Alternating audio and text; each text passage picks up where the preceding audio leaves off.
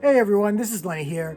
So there's something that I do want to talk about today as a wrestling fan. So I'm going to let you guys know, full disclosure, this is really an off the cuff kind of immediate thoughts, my feelings, my immediate reactions. So I apologize if there's going to be a bunch of like or it looks like I'm trying to gather my thoughts and try to string a couple of sentences together, because everything here is still very raw and real, and I'm trying to figure out exactly what the end game here is for really everyone, not just AEW, but for fans as well, because there's something in regards to the fandom for professional wrestling that I do want to touch on. But let's talk about the video first. So essentially what happened was the Young Bucks said, they are feuding with FTR, and they're going to meet at AEW Dynasty for the tag team titles. They're both going to meet in the finals of that tournament. Now, they faced each other 3 times in the past, but I guess they wanted to maybe boost up the heat, as they would say, maybe make this a little bit more personal. So Nick and Matt Jackson did decide that they were going to air footage from the all-in, I don't want to call it a brawl, but the incident between CM Punk and Jack Perry. So if anyone does recall what happened, there was an instance where Jack Perry wanted to use glass on AEW Collision. At that time, CM Punk was still with the AEW roster, and he was sort of seen as kind of like the lead, or the, in regards to Collision. Perry wanted to do a spot with glass. Punk was like, not going to do it on my show, do it on Wednesdays and whatever. Then All In came. There was a spot with Jack Perry and glass, and then Jack Perry looks into the camera and says, "Cry me a river," basically. And that kind of instigated everything. And now we have this footage.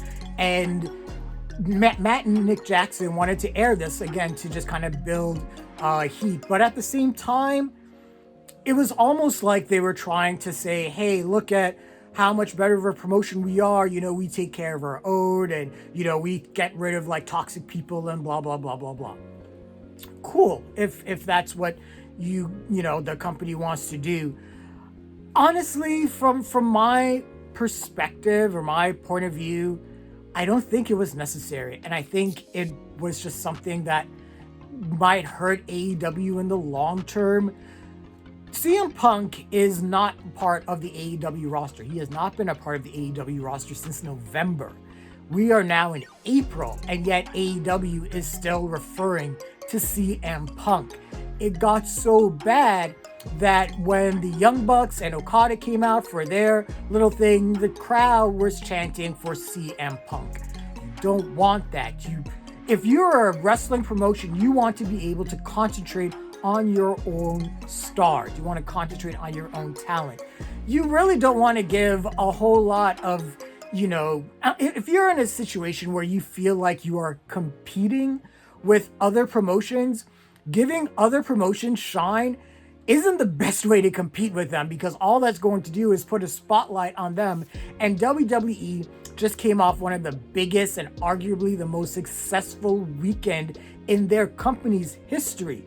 Everyone is lauding WrestleMania 40. A lot of people are calling it the best WrestleMania of all time, or one of the top WrestleManias of all time. A lot of people are very pleased with Triple H's job as the lead of creative. A lot of people are just very happy that we are in a Vince McMahon-less WWE, and a lot of the things that he would have had his fingerprints on have pretty much been erased from existence. And we're living in a very great time if you are not just a WWE fan, but a wrestling fan in general. But specifically with WWE, they are definitely firing on all cylinders. Their roster for both men and women are stacked. The storytelling is, really up to par to what fans were always hoping that they would be able to do. So WWE is, like I said, they're firing on all cylinders. So AEW doing this, showing this video, all it did is just show that, hey, CM Punk used to be here. He's not anymore. If you want to see CM Punk, go to the other promotion, because we just showed him kicking one of our guys' ass. Showing CM Punk putting Jack Perry in a guillotine choke was not cool, especially if you're trying to do something to pump Jack Perry up to be like this badass, the scapegoat, as he would call himself in New Japan. He's probably going to show back up on AEW television in the near future. I wouldn't be surprised if he shows up at Dynasty and helps the Young Bucks win the title. But yeah, you show him getting guillotine choked out on television, and you have to get Joe and Chris Hero and everyone involved, and it was just a shit show, really. Now, CM Punk is my favorite wrestler of all time. I'm going to disclose that completely. But I believe he was in the wrong. I don't, if you're in a situation where, if I was physical with someone at work, I would be fired. Now, I do understand this is a sports setting. And in a sports setting, it's high testosterone, high. A lot of people are just really anxious and on edge, and they're trying to hype themselves up and pump themselves up for the next game or the next show or whatever. So I can understand if adrenaline is going, and you're about to get this show going, you're going out for the first match against Samoa Joe and everything like that. So Perry coming back, you're about to go on, your adrenaline's flowing, and then he comes in and he says what he says. I mean, I could see why it would set Punk off, but at the same time, I don't think it was the right thing to do. At the same time, Tony Khan way overreacted. He should not have fired Punk. These things happen in baseball, in football. I mean, I don't even know how many times I have read about fights breaking out in training camp or, things like that happening. And what happens is the coach will bench those players. Or they will be punished, or the league would punish those players with a fine or a suspension and things like that. So Tony Khan having CM Punk, his biggest star, and let's not doubt ourselves here, CM Punk at the time was their biggest star. And just deciding to I'm just going to fire you, then hey, then more power. But, obviously we also got the whole incident, where CM Punk was talking to Ariel Helwani and was mentioning, hey, just let me go, man. Doing the whole separate shows thing with the Bucks on one show and with me on another show. It's it's not going to work. So just let me go. And Tony didn't want to. And it feels like everything kind of built up to that moment. And, if I'm Tony Khan, I guess if I'm with CM Punk, as much as I want to work with CM Punk, if I'm realizing that his presence is fostering a negative environment, then maybe it is for the best for the two parties to part ways. At the same time, though, it does also show the flaws in leadership between Tony Khan and, the Young Bucks, because there's a lot that could have been handled differently. But I don't think that it was a smart move to show the all-in footage. Already AEW is, hitting people with copyright strikes if they're showing it, if they're doing reaction videos to it. So already it's if you put the footage up and then you're ending up taking it down, why'd you put it up in the first place? That just doesn't make sense. And now, I'm not going to be one of those guys that's oh, this is their WCW. That'll, Tony Schiavone saying that'll put butts in seats. That made everyone switch from the finger poke of doom to Mankind winning the WWF title on the January 1st edition of Monday Night Raw in 1999. It was just why would a company try to, it just felt like self-sabotage almost, and it just didn't work. There was just no reason for it, and again, it just put more shine on the other promotion.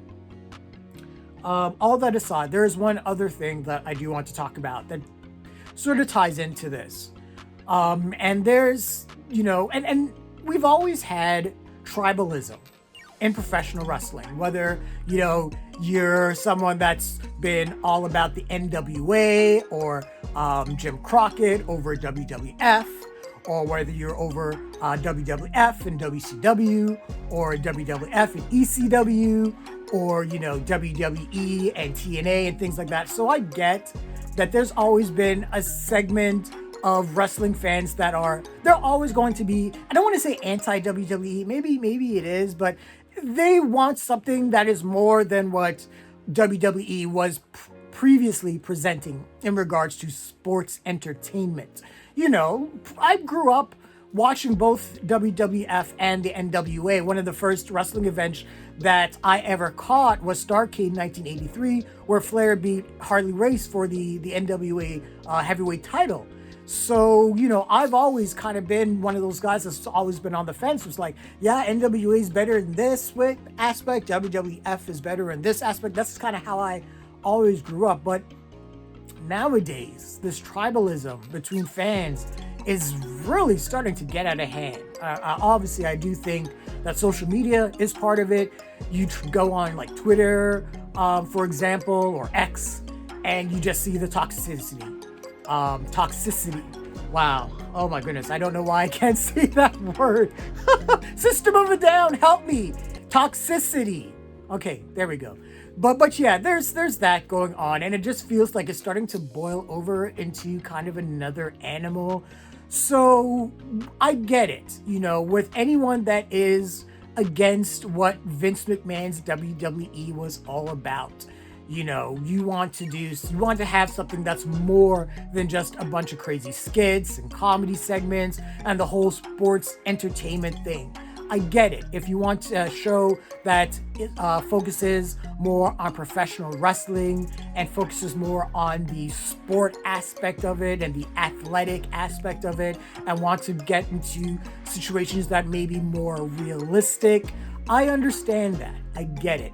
WWE has had a stranglehold on professional wrestling pretty much since 1982 when Vince McMahon took over. And then once once WrestleMania 1 took off in 85, then pretty much the sky was the limit. And it became a whole thing of trying to catch up to the WWF at the time. And WCW got really close. They, 1995, 1996, 1997, WCW was on the come up. By the time 1997 and 1998 rolled around, they were, pretty much beating WWF on a pretty consistent basis, 83 weeks in a row. So I get it. People wanted to see WCW succeed, maybe even overtake WWE and put them out of business. I get it. I mean, I don't want to see other wrestling promotions go out of business. I want to make sure that the wrestling industry thrives, and the only way that happens is if there are multiple opportunities for performers and talent to be able to showcase what they have and be able to make money. So as long as there are multiple promotions out there where people can get as much exposure as possible, I believe that is the best thing for wrestling. So I've never been of that mindset where I want wrestling promotions to go out of business or anything like that. Also, it does feel like that this tribalism has turned into, I don't know, man, it's its own animal. So we have fans that are totally WWE, and basically they shit on anything not WWE. So whether it is Ring of Honor, AEW, TNA, Stardom, New Japan, if it isn't anything WWE, they don't care. They don't want to have anything to do with it. When stars from other promotions come to WWE, they're like, hey, welcome to the big time. When stars leave WWE and go to another promotion, suddenly they've betrayed the company and they're turncoats or traitors and things like that. And it's vice versa too, with those that follow other promotions, whether it's New Japan or AEW, that's their thing, and they are anti-WWE completely. And that's kind of how it is. It's either you're totally pro-WWE or you're anti-WWE and you're pro another promotion, whether it's New Japan or AEW or something like that. But then at the same time, when you have a talent leave AEW or New Japan and they go to WWE, then those talents are traitors and turncoats, and it's just wild. And I'm trying to figure out and understand why fans have this mindset, and why fans have this mindset of wanting to see other promotions go under. Right now, I get it. AEW is not having the best time. They have been losing viewership on television.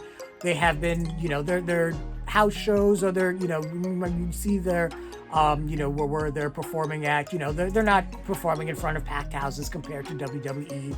So they're in a down period.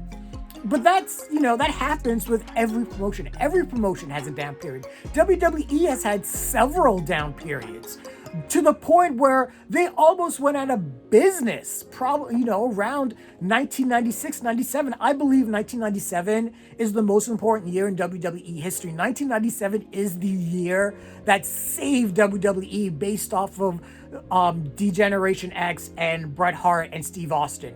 That whole thing, the whole anti USA thing that Bret Hart did, that saved WWE, along with the rise of Stone Cold Steve Austin. So everyone has a down period. It's just a thing that happens. Wrestling at one point is super popular. We get really big, iconic superstars that, become larger than life and, tackles the cultural zeitgeist. And then we get down periods where we have performers like Manitar. So it happens. And AEW is in a down period right now. And, we're seeing some WWE fans saying, yes, good, AEW should go out of business. And all they do is concentrate on AEW's television ratings. Well, I mean, both sides. All they concentrate on is television ratings. Of course, they don't concentrate on all the other things like social media impressions and YouTube views, and how advertisers, will leverage, YouTube and other social media platforms to generate additional revenue. Because the wrestling industry is so much more different than it was even 10 years ago. How promotions can create additional revenue streams, not just through television rights deals or merchandising. It's a completely different game now. So wrestling promotions are able to leverage, like I said, social media and other things to not only just market and promote, but also to sell advertising and make money based off of that. So I can see how all of these promotions are making additional funds and cash and income based on that. And I think a lot of people kind of forget that we are living in a digital age. Thinking about things in terms of just like Nielsen ratings and seeing the world still in analog is just not how things are anymore. So it's really impossible to kind of gauge how well certain promotions are doing if they're not releasing that information. AEW is still a private company, so they're not releasing certain information. And I think at that same time, because of it, a lot of people are thinking, well, AEW is in such a down period and they don't want to show their finances or their financials, and obviously something has to be up. But it's just, I just never understood why people would root against promotions in a way that they want them to just completely go out of business, or why they would root completely against certain talents and, want them to I remember when Cody Rhodes returned to WWE and he had his pectoral injury. I remember reading people saying, good, you deserve that for leaving AEW and betraying us. And I'm like, what the fuck is wrong with people? Why would you wish that on anybody? I've seen people wishing harm on Jade Cargill for leaving AEW and for, her going on, interviews and just saying, I get AEW is they're still a startup, but I wanted to go to WWE, who has a big promotional machine behind me, and I just want that. I'm betting on myself.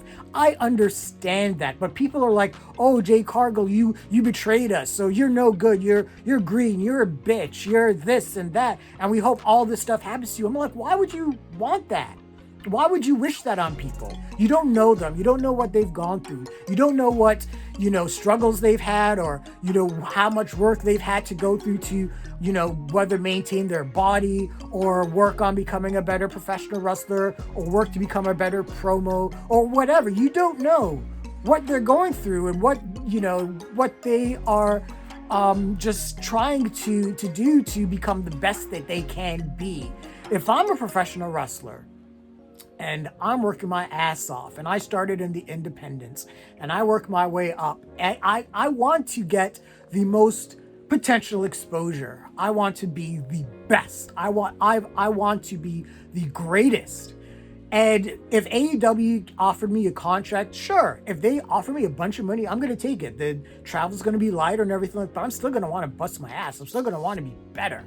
And at some point, if I get to a situation where I'm at AEW and I don't want to say I plateaued, but it feels like maybe there's nothing else for me to accomplish. Maybe I've won a couple world titles, maybe a tag title, maybe I've gotten the international title or something like that. I've been in some big programs. Maybe it's time for me to want to seek out a new challenge, and that would probably be WWE. Why would anyone want to fault me for pursuing something to make me better, pursuing greatness for myself and betting on myself? Why would anyone be mad at me?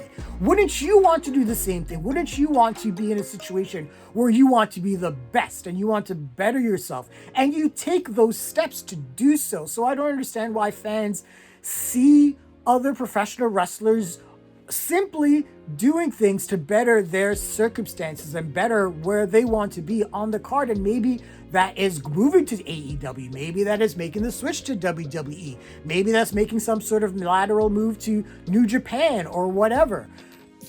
Performers and professional wrestlers have families, they have lives, they make big decisions about their lives all the time. And I think we sometimes forget that these larger than life characters are indeed human beings and they are real people and they do have some of the same real problems that we do.